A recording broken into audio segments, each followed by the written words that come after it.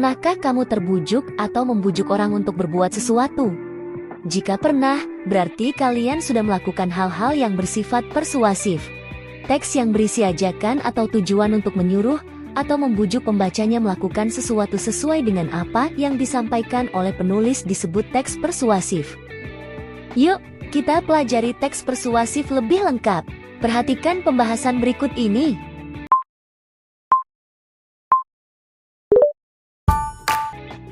Menurut Kamus Besar Bahasa Indonesia, persuasi diartikan sebagai suatu ajakan kepada seseorang dengan cara memberikan alasan yang meyakinkan. Teks persuasi dapat diartikan suatu teks yang mengandung alasan-alasan, bukti, atau fakta yang mengandung unsur ajakan atau imbauan agar pembaca melakukan sesuatu yang dinyatakan oleh penulis. Karena sifatnya mengajak dalam persuasi, sering ditemukan kata yang bersifat mengajak, seperti "Ayo, mari, lakukanlah." Tujuan teks persuasif mempengaruhi pembaca agar pembaca yakin terhadap ide, gagasan, pendapat yang dikemukakan penulis. Pembaca bersedia melaksanakan ajakan dari ide tersebut. Ciri kebahasaan teks persuasif. Teks resensi memiliki kaidah-kaidah kebahasaan seperti berikut. Pertama, penggunaan kata teknis didefinisikan sebagai kaidah teknis yang masih masuk dalam lingkup pembahasan.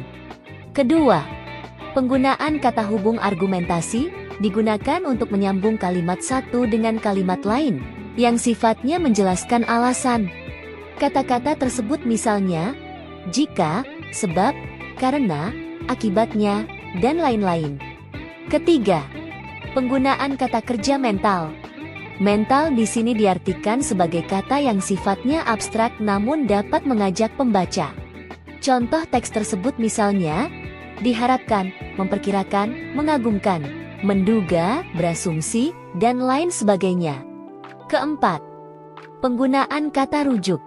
Pada kaidah ini, biasanya teks persuasif berusaha mengajak pembaca untuk melihat fakta dengan cara merujuknya. Salah satu kata yang sering digunakan adalah berdasarkan data. Selanjutnya, struktur teks persuasif. Dilansir catatan Prihatiningsih dalam Bahasa Indonesia kelas 8 semester 2 SMP atau MTes, terungkap bahwa ada 4 struktur yang membentuk teks persuasif, yaitu: pertama, pengenalan isu. Berisi gambaran pengantar mengenai suatu masalah tertentu. Biasanya digunakan sebagai dasar tulisan yang disampaikan oleh seorang penulis. Kedua, rangkaian argumen. Berisi beberapa pendapat penulis terhadap suatu masalah yang pada bagian pengenalan isu telah disebutkan.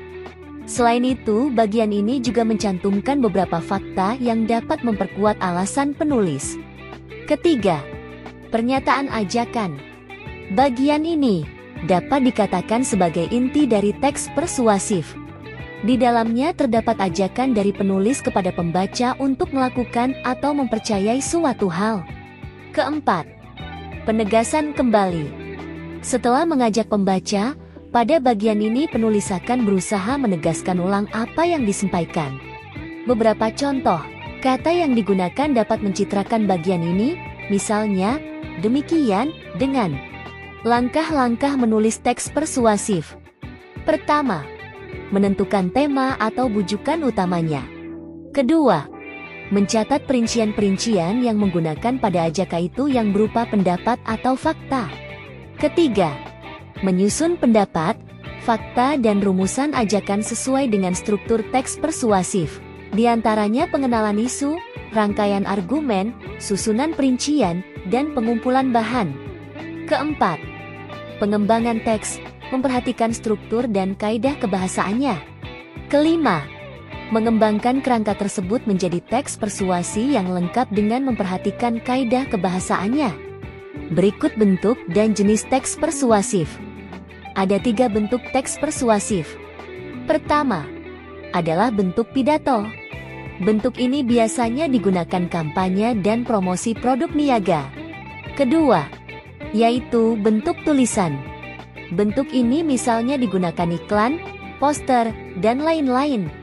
Dan yang ketiga bentuk elektronik. Bentuk ini biasanya iklan di televisi, bioskop. Sementara teks persuasi dapat digolongkan beberapa jenis, diantaranya adalah yang pertama persuasi politik. Teks jenis ini digunakan bidang politik bertujuan untuk kepentingan politik. Kedua, persuasi pendidikan. Teks persuasi pendidikan digunakan untuk mencapai rujuan pendidikan. Ketiga, persuasif advertensi. Persuasi iklan dimanfaatkan dalam bidang usaha untuk memperkenalkan suatu barang atau jasa. Keempat, persuasif propaganda. Sering dipakai dalam kampanye. Isi kampanye berupa informasi dan ajakan. Sekian materi teks persuasif. Jangan lupa jaga kesehatan. Terima kasih sudah menonton. See you.